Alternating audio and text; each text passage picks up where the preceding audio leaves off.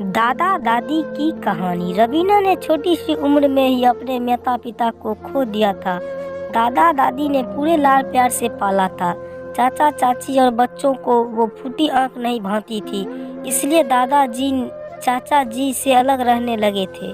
रवीना की शादी के बाद दादा दादी को चाचा जी अपने घर भले ही वापस ले गए, मगर उनकी देखभाल के लिए बार बार रवीना को ही आना जाना पड़ता। अपनी गृहस्थनी के साथ साथ रवीना पूरे जिम्मेदारी से उनका ख्याल रखती थी।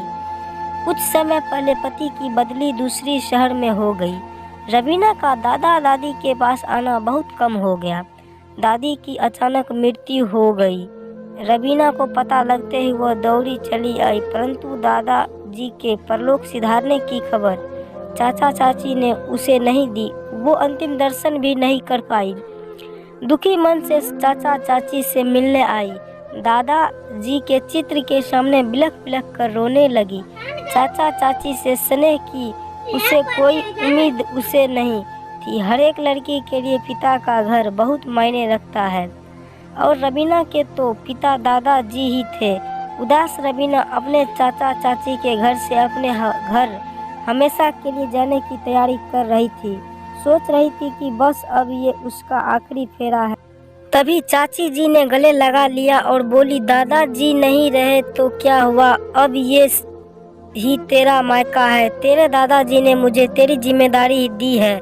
आंसू पोंछ लो बिटिया, अब से मैं अपनी बेटी की आंख में आंसू नहीं आने दूंगी।